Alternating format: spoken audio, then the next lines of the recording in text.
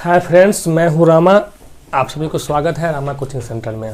तो आप सब कैसे हैं? मेरा तो थोड़ा तबीयत ख़राब है, मेरा आवाज़ से भी लग रहा होगा, लेकिन आप सबका एग्ज़ाम बहुत ही करीब है, तो इसलिए क्रैश कोर्स है तो सोचे कि वीडियो बना देते हैं, क्योंकि आप सबका एग्ज़ाम अच्छा जाना चाहिए। मेरा तबीयत तो आज नहीं कल फिर ठीक हो ही जाएगा, लेकिन आप सबका एग्ज़ाम अच्छा चल जाए उससे ही मेरा तबीयत ठीक हो जाएगा।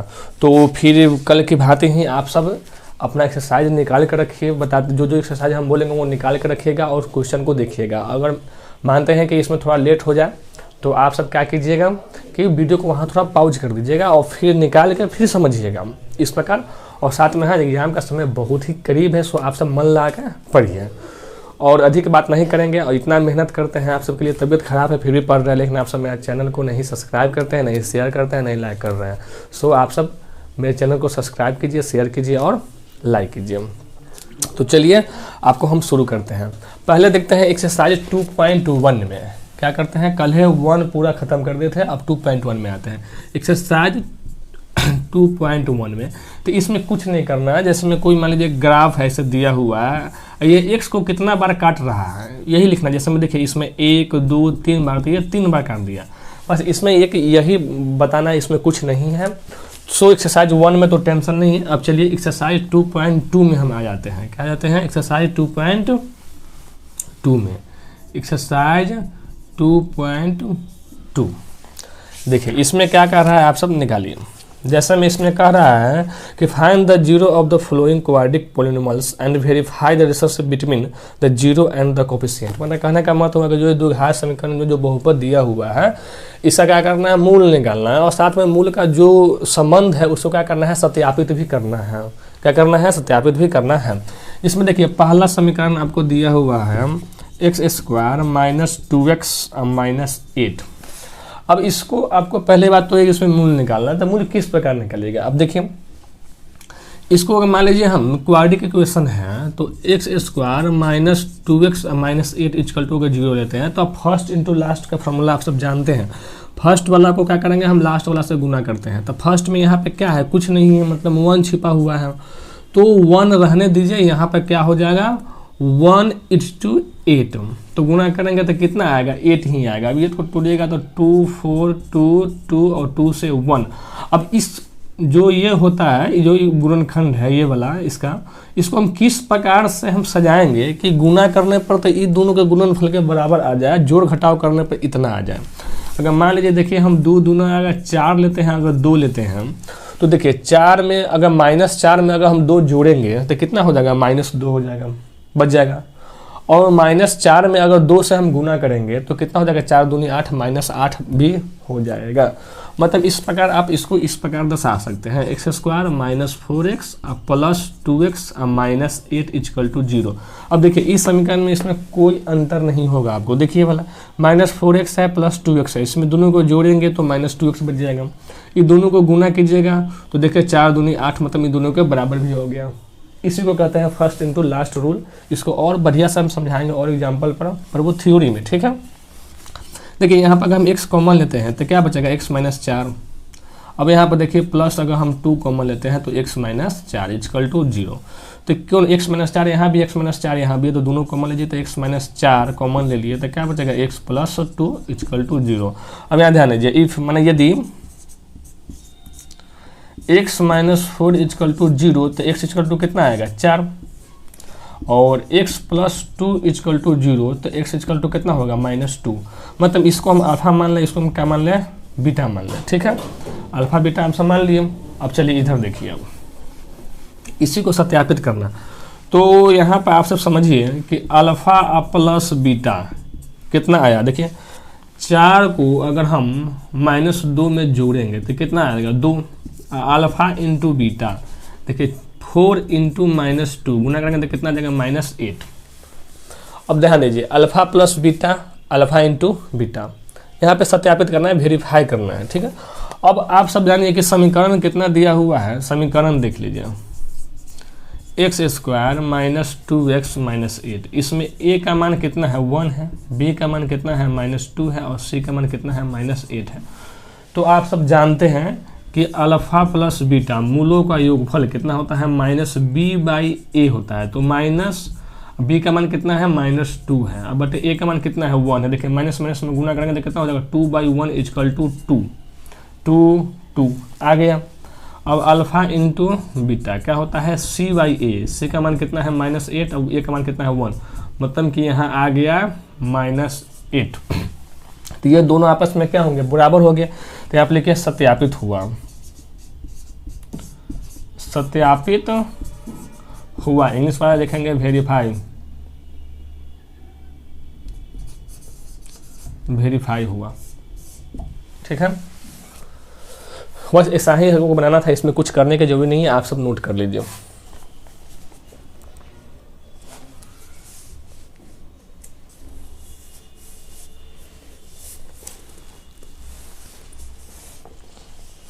चलिए आप सब नोट कर लिए। चलिए अब अगला सवाल पे आते हैं। सवाल इजी ही होता है, लेकिन आप सभी पढ़े होइएगा।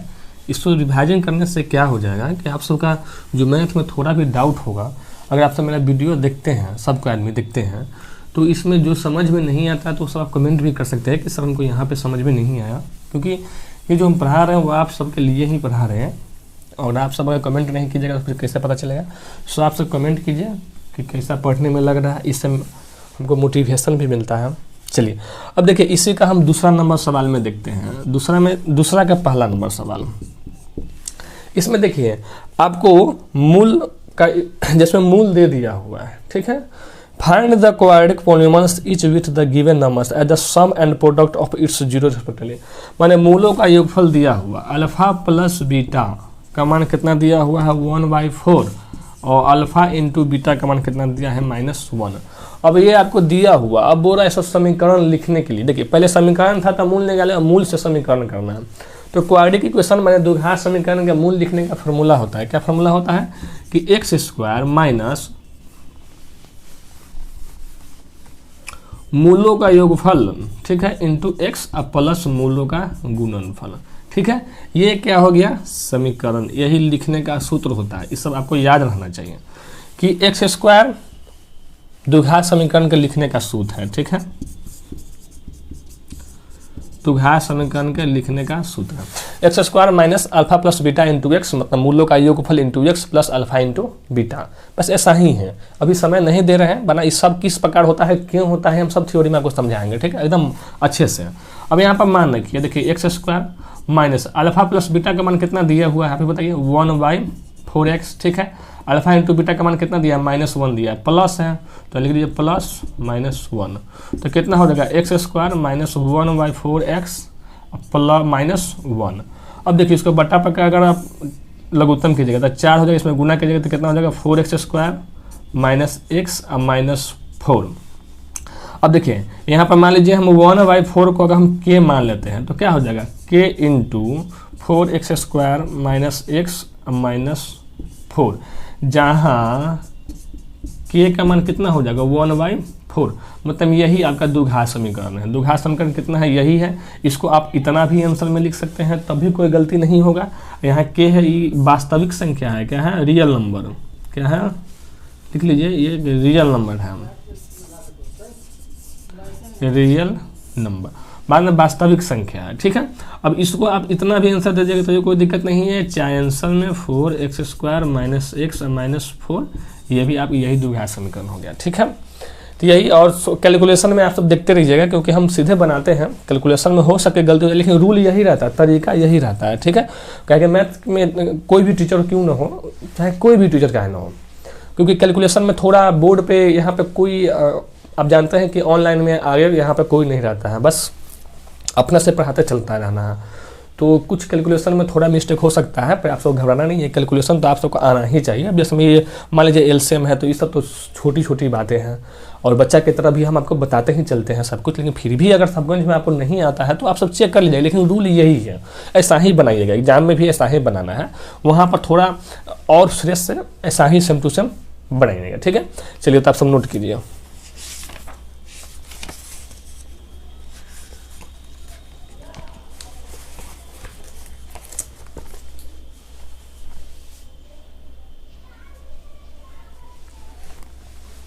चलिए, तो आप सब नोट कर लिए होइएगा, और नोट नहीं कर पाइए हैं तो आप सब बताए थे कि वीडियो को पॉज करके आप सब नोट कीजिएगा, ठीक है।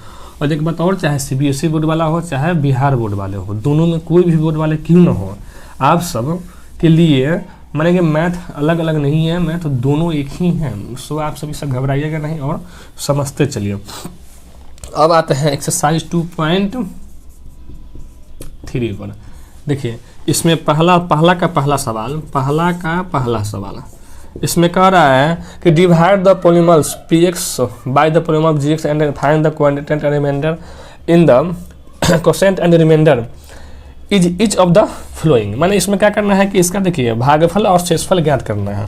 इसमें px का मान आपको दे दिया हुआ है x³ - 3x² प्लस 5x और -3, जिसमें आपका gx का मान दिया हुआ है x² - 2। अब ये सब तो बच्चा वाला भाग है, आप सब जानते हुए कि px में gx से क्या कर देना है, भाग देना है। तो भाग दीजिए, चलिए हम भाग देते हैं। x³ - 3x² प्लस 5x और -3 में भाग देना है x² - 2 से। देखिए यहाँ पे q है, कितना है, x के पावर 3 है, यहाँ पे दुए हैं। देखिए भाग बनाइएगा ना तो इसमें ये मत देखिएगा कि इधर क्या है और इधर क्या है। इस सिंपल सी बच्चा वाला मेथड है। आपको सिर्फ पहला देखना है कि पहले में यहाँ पे क्या है और यहाँ पे क्या है। 3 गो x है, यहाँ पे 2 गो x है, मतलब आपको 1 गो x की जरूरी है। तो आप चुप जानिए, यहाँ पे क्या कीजिए, x से गुना कीजिए। आप x से इसमें गुना करेंगे तो ये हो जाएगा x³ और x से जब -2 में गुना करेंगे तो कितना हो जाएगा, -2x। अब कहिएगा सर यहाँ पे क्यों नहीं लिखेंगे, जो टर्म जिस प्रकार का हो उस सेम पद के सामने लिखेंगे तो आपको बनाने में सुविधा होता है। चिन्ह बदलता है घटाव में, ये हो जाएगा माइनस, ये हो जाएगा प्लस, ये कट गया।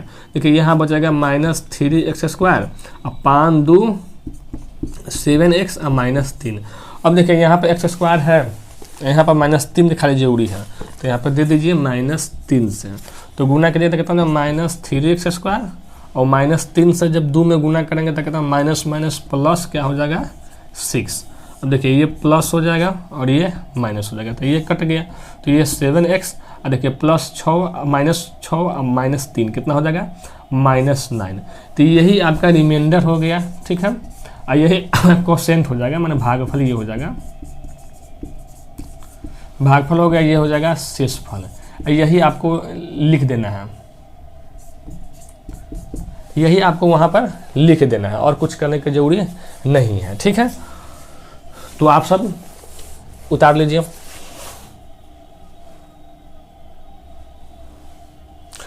इसमें तो ऐसे कुछ और आगे नहीं दिया हुआ है, सब एकदम इजी है, सो इसमें हम बेसी समय नहीं देंगे, ठीक है।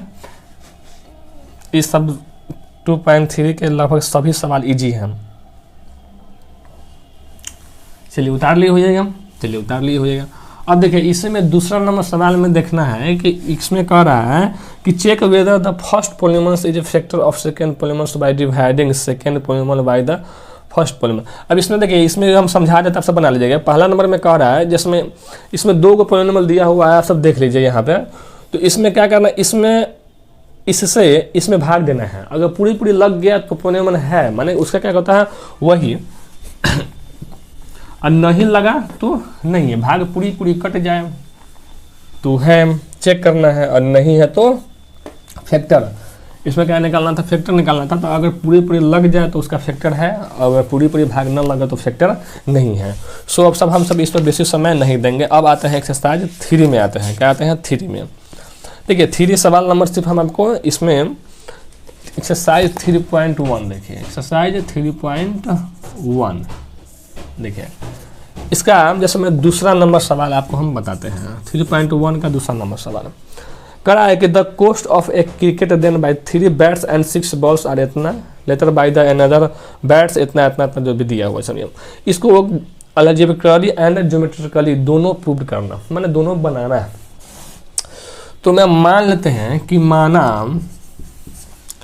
क्या खरीदा हुआ बैट, माने कि एक बैट का कीमत, एक बल्ला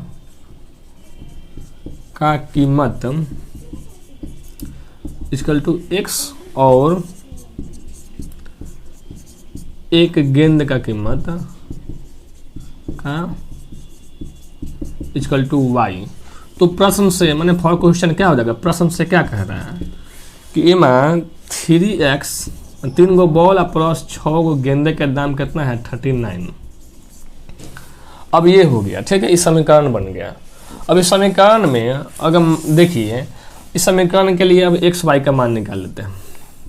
देखिए ये हो जाएगा x, ये हो जाएगा y। अगर x के मान हम यहाँ पे 100 रख लेते हैं, अपना मन से कुछ भी रख लेना, क्योंकि ये ग्राफिकली दिखाना है, ग्राफ पर दिखाना है। इसमें हम ये नहीं कहेंगे कि आप 2 रखिएगा, 3 रखिएगा, 5 रखिएगा। इसमें सुविधा के अनुसार देखिए, जिसमें हम 100 रखेंगे तो यहाँ 300 हो जाएगा। 3900 में से मतलब 3900 में से अगर 300 घटा देगा तो 3600 आएगा। 3600 में 6 से आराम से भाग लग जाएगा, है कि नहीं। तो इसी प्रकार आपको थोड़ा दिमाग लगा के यहाँ पे मान रखना है कि ताकि इससे पूरी कट जाए। ये नहीं कि कुछ मान रख दीजिएगा, बनने के लिए कोई भी मान पर बनेगा। हम ये नहीं कह रहे हैं कि यहाँ पे 100 लेके बनेगा चाहे 200, कोनो मान के लिए आप यहाँ x के मान रख के आप बना सकते हैं। इसमें कोई घबराने की जरूरी नहीं है। तो ये 100 रखेंगे तो देखिए यहाँ पर 3 हो जाएगा, 100 रखेंगे तो 3 यहाँ 300 हो जाएगा। 300 जाकर ना 39 में से घटेगा, 3900 में से तो कितना बच जाएगा 3600 हो जाएगा। 3600 में अगर हम 6 से भाग देंगे तो कितना आ जाएगा, y का मान कितना आ गया 600। अब इतना भी आप सबको समझ में नहीं आ रहा ना, तो इधर आप सब मान रखिएगा। जैसे मैं देखिए 3 × 100 प्लस 6y बराबर 39। तो ये हो जाएगा 300 प्लस 6y बराबर 3900। तो 6y बराबर कितना हो जाएगा 3900 माइनस 300, तो 6y बराबर कितना हो जाएगा 3600। तो y बराबर कितना हो जाएगा 6 से काट दे, 6 36 मान 600। देखिए यही मान, इतना ही काम हम अपना से किए हम। तो ये सब आप वहाँ पर एग्जाम में इतना आप कर भी सकते हैं। हम ये नहीं करें कि नहीं करने के लिए, वो सब बना सकते हैं, क्योंकि ये लंबा सवाल में आता है थोड़ा, ठीक है। अगर मान लीजिए फिर देखिए y का मान लीजिए हम यहाँ पे 300 रख दिए, x का मान अगर हम 100 रखे हैं, हम उल्टा रखा गया, देखते हैं यहाँ पर हम लिख दिए हैं। तो y का मान आ गया 600। अगर x का मान अगर हम 300 लेते हैं तो देखिए 3 × 900 घट जाएगा, तो 6 × 5 कितना हो जाएगा 500। मतलब इसमें 2 गो पॉइंट निकल गया, कितना निकल गया 100 और 600 और फिर 300 और 500। ये आपका पहला पॉइंट निकाल कर रख लिए। अब इसी प्रकार समीकरण, अब आगे भी क्वेश्चन बोला हुआ है, पहले इतना उतार लीजिए तब हम आगे बताते हैं।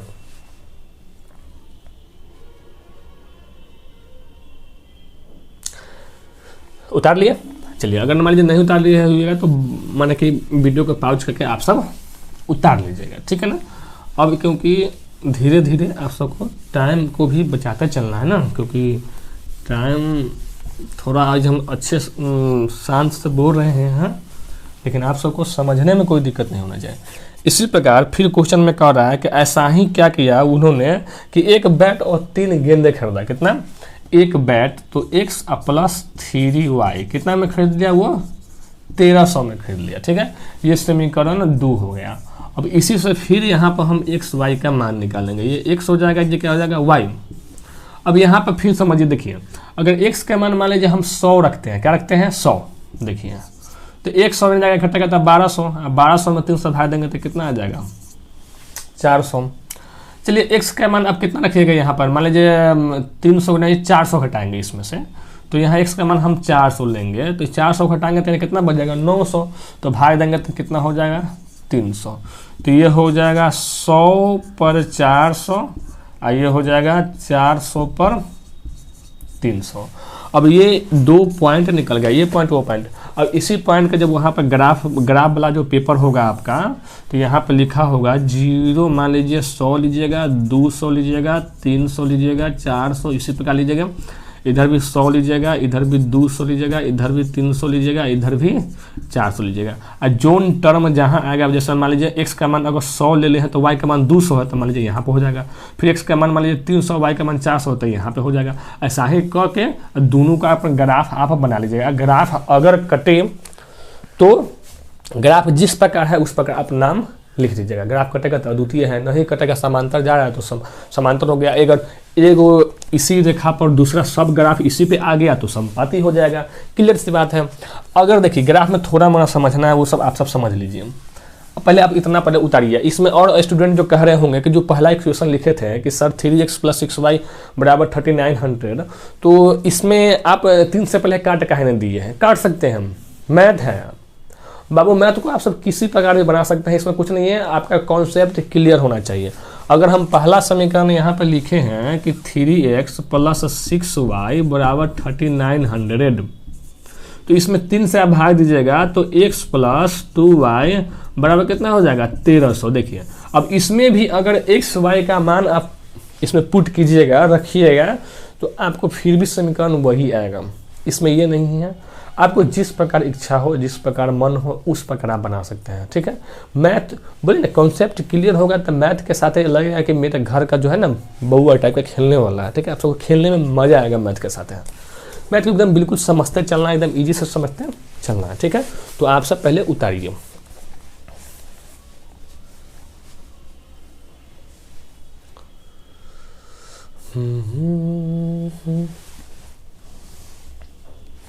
चलिए उतार लिए हो जाएगा। चलिए अब कुछ ग्राफ के बारे में आपको हम जानकारी दे देते हैं ताकि थोड़ा मोड़ा आप सबको सुविधा होगा, लेकिन शायद आगे साथ क्या है वो तो देखिए।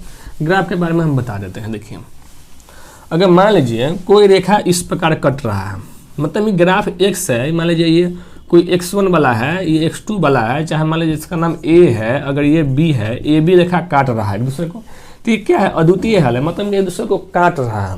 इसी प्रकार मान लीजिए कोई काटा नहीं, एगो पाई इसी एगो रेखा ए इसी पे आया, बी रेखा भी इसी पे आ गया, मतलब क्या है ये संपाती है। क्या है? संपाती है। अब कभी कभार ये भी देखते हुए है ग्राफ में कि एक रेखा ये गया, एक रेखा ये हो गया, दोनों कभी आपस में मिला ही नहीं, कभी आपस में कहीं नहीं मिलेगा, कहीं मिलवे नहीं करेगा। जब कहीं दोनों आपस में ये दोनों मिलवे नहीं किया तो इक्वेशन तैयारी होगा नहीं होगा, मतलब क्या है समांतर है। क्या है? समांतर है। इसी का होता है कोई हल नहीं होगा, कोई हल नहीं होगा। क्यों नहीं होगा? क्योंकि आपस दोनों में कभी मिलवे नहीं करेगा। मान लीजिए दो आदमी हैं, दो भाई है, बिल्कुल निमन है, जैसे दो दोस्त हैं, दोनों दोस्तों के बात व्यवहार सब कुछ मिलता है, वो दोनों कभी एक दूसरे से ऐसा कुछ बातें नहीं कहता है जिसमें दोनों में लड़ाई हो, तो दोनों में कभी लड़ाई क्या होगा? नहीं होगा। उसी प्रकार ये दोनों है, ये अपना काम में मतलब रख रहा है, ये अपना काम में मतलब रख रहा है, तो कोई दिक्कत नहीं। एग्जाम देने आप सब जाइएगा, एग्जाम में जाइएगा, किसी से कोई मतलब नहीं दिखेगा, दूसरा बच्चा एग्जाम वो अपना देता रहेगा, आप अपना एग्जाम देते रहिएगा, तो कोई परेशानी नहीं होगा। उसी में जाकर कुछ बदमाशी कीजिएगा तो आपके लिए परेशानी खड़ा हो जाएगा। सो इसी प्रकार यहाँ पे ये दोनों हैं, तो कोई हाल नहीं, तो बस इतना ही। ठीक है, आप सबको समझ में आ ही गया होगा। अब चलते हैं एक्सरसाइज 3.2 पर। अब इसमें जो भी तीनों सवाल है ऐसा ही है, ये नहीं इसमें कुछ है नहीं। ठीक है, एक्सरसाइज देख लीजिए। अब 3.2 निकालिए आप सब। अब 3.2 में क्या है देखिए, पहला सब तो हल्का है, दूसरा में आते हैं। दूसरा नंबर के सवाल समझिए। दूसरा का जो मेरा स्टूडेंट है उन्होंने टिक लगा कर दिया है, on comparing the ratio A1/A2:B1/B2 and C1/C2 find the whether is lines representing the following pairs of linear equation intersect at a point are parallel या कोसिडेंट। ठीक है, मैंने ध्यान में देखिए यहाँ पे ये बताना है कि कौन सा माने कि इस समीकरण में क्या होगा, मतलब कि जैसे में देखिए हम समझाते हैं आपको। पहला नंबर सवाल में है कि पैरेलल है कि अद्वितीय है कि द्वितीय है, क्या है ये आपको बताना है। इसमें 5x है, -4y है, +8 = 0 दिया हुआ है, और 7x + 6y -9 = 0 हुआ है। तो देखिए पहले इस सब में पहले हम मान लिख लेते हैं। देखिए इस समीकरण में A1 का मान कितना है? 5 है। देखिए A1 है ना, A1 A2 B1 B2 C1 C2 है ना, तो A2 का मान कितना हो जाएगा? 7 है। ध्यान दीजिए B1 का मान कितना है? -4 है। और B2 का मान कितना है? 6 है। और C1 का मान कितना है? 8 है। और C2 का मान कितना है? -9 है। अब ध्यान दीजिए कि A1/A2 का मान कितना आया? 5/7। और B1/B2 का मान कितना आया? -4/6। अब आप ही बताइए, अब हमको आगे जाने की जरूरी है ही नहीं, क्यों आगे जाएंगे? यहीं पर देख लीजिए कि A1/A2 बराबर नहीं है B1/B2। यहीं पे देख लीजिए, यहीं पे आ गया आपका कि A1/A2 इज नॉट B1/B2, मैंने A1/A2 नॉट इक्वल है B1/B2 का। तो जब ये दोनों इक्वल नहीं होता, मतलब क्या है? इस समीकरण का हल है उन्हें कंसिस्ट करता, मतलब कि अद्वितीय हल है। इसका क्या हो जाएगा, तो लिखेंगे हाँ हल है, क्या करेंगे, हाँ हल है। बस इतना ही करना था, इसमें कुछ करने की जरूरी आपको नहीं है। इसमें बताया इंटरसेक्ट एट ए पॉइंट या पैरेलल या कोइंसिडेंट, तो इसमें लिखिएगा इंटरसेक्ट, लिखिएगा क्या होगा, इंटरसेक्ट हो गया। चलिए तो आप सब उतारिए।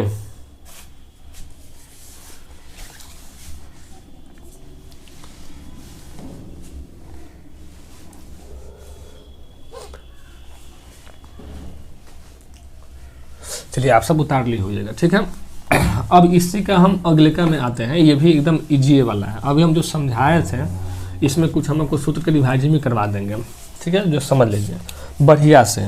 इसी में तीसरा का पहला नंबर देख लीजिए, तीसरा का क्या है, पहला नंबर क्या है, इसमें समीकरण दिया हुआ है 3x + 2y = 5 और 2x - 3y = 7।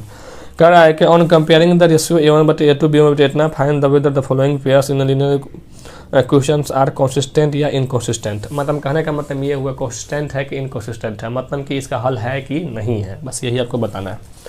तो हल कब कब होगा, कब कब नहीं होगा। अगर कोई हल नहीं है तो सिर्फ यहाँ पे समझ लीजिए तीन गो a1/a2 = नॉट b1/b2 तो हल है, क्या है a1/a2 बराबर b1/b2 और बराबर c1/c2 तो भी हल है, यानी कांस्टेंट है, ठीक है। और a1/a2 बराबर b1/b2 बराबर नॉट c1/c2 तो नहीं है, ठीक है।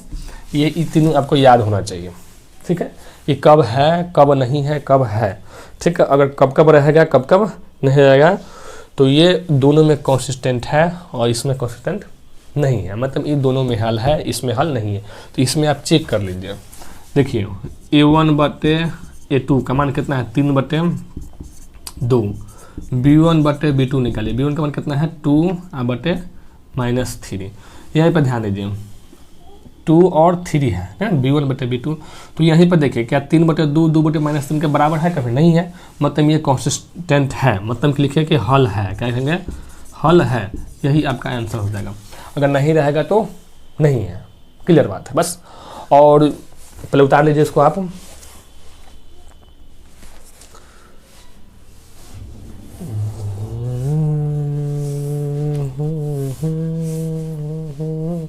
चलिए आप सब उतार लिए होइएगा। अब हम आपको एगो कुछ सूत्र का रिवाइजन करवा देते हैं, जो आप सब समझ लीजिए। आज के लिए इतना ही रहेगा, पर सूत्र ये आपके लिए इम्पोर्टेंट है और समझना भी जरूरी है कि कब अद्वितीय होता है, कब समांतर होता है, कब क्या होता है, समझ लीजिए। ये आपको एकदम मुंह पर याद होना चाहिए, नहीं है तो अभी याद कर लीजिए। a1/a2 बराबर नॉट b1/b2, तो इसका होता है अद्वितीय हल। क्या होता है, अद्वितीय हल होगा अगर a1/a2 = b1/b2 = c1/c2, ये संपाती होगा। क्या हो जाएगा, संपाती होगा, मतलब कि एक लाइन इसी लाइन पे जाएगा, ठीक है। अगर a1/a2 = b1/b2 = नॉट c1/c2, ठीक है, संपाती है, तो इसका कोई हल नहीं होगा। क्या हो जाएगा, कोई हल नहीं होगा। एक तीन को आपको इसमें हमेशा याद होना चाहिए, याद कर लीजिए। a1/a2 = नॉट b1/b2 अद्वितीय हल, a1/a2 = b1/b2 = c1/c2 संपाती होगा, a1/a2 = b1/b2 = नॉट c1/c2 तो कोई हल नहीं होगा। आज के लिए इतना ही रहने देते हैं, फिर आगे। आज तो 2 ही कराना था, लेकिन 3 में 2 में तो सवाल थोड़ा कम था, तो इसलिए हम सोचे कि 3 का कुछ भी देते हैं, क्योंकि 3 में सवाल अधिक है। तो कल आपको 3 एक्सरसाइज का पूरा करवा देंगे। इसी प्रकार आपको 7-8 दिन में हम पूरा मैथ का रिवाइजिंग करवा देंगे। अगर आप सबको सेशन मेरा अच्छा लगता है तो आप सब चैनल को सब्सक्राइब कीजिए और लाइक कीजिए और साथ में शेयर कीजिए, क्योंकि देखिए तबीयत खराब होने के बाद भी आप सबके लिए हम पढ़ा रहे हैं, आपके लिए मेहनत कर रहे हैं।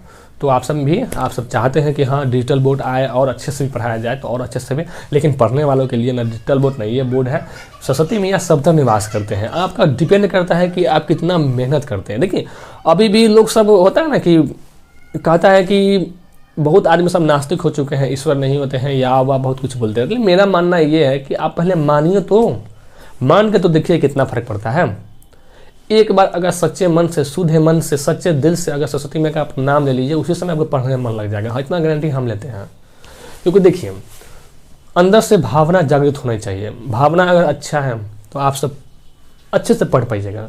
भावना अगर मन में आप यहाँ पे पढ़ रहे हैं लेकिन मन में कहीं और की बातें चल रही है कि वहाँ फिल्म में ऐसे हुआ था, चाहे मेरा दोस्त ये बोला था, ऐसा नहीं।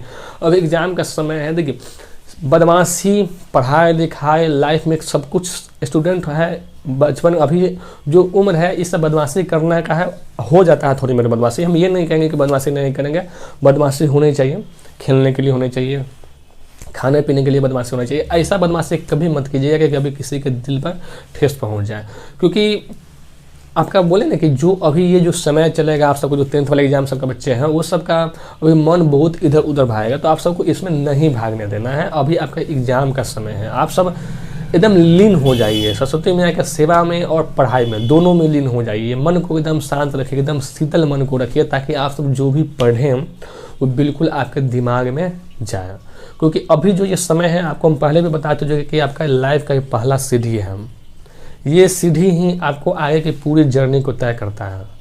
अब इसका मतलब ये नहीं कि जो बच्चा मैट्रिक में बढ़िया नंबर नहीं ले पाता वो आगे कुछ नहीं कर पाता, मेरा कहने का सेंस ये नहीं लगे। लेकिन मान लीजिए अब भी अगर बढ़िया है तो उम्मीद करते हैं कि आगे भी और ज़्यादा बढ़िया होगा। क्योंकि जिसका बेस मजबूत होगा, अगर घर बनाते हैं तो जिसका बेस हम बढ़िया नहीं डालेंगे तो क्या उस पर दुमाला तिमाला घर टिक पाएगा? नहीं टिक पाएगा। सो अभी आप सब मन लगा के पढ़िए। बेसिक एग्जाम का समय का अगर इतना दिन भी अगर सीरियस हो जाइएगा ना तो आपको एकदम बोले कि फर्स्ट होने से कोई नहीं रोक सकता है। क्योंकि वो डिपेंड करता है सिर्फ भर दिन आप किस प्रकार पढ़ते हैं। ठीक है, तो बस अभी समय बहुत है, आप सबके लिए इतना ही। आप सब मन लगा पढ़ते रहिए। जय हिंद फ्रेंड्स।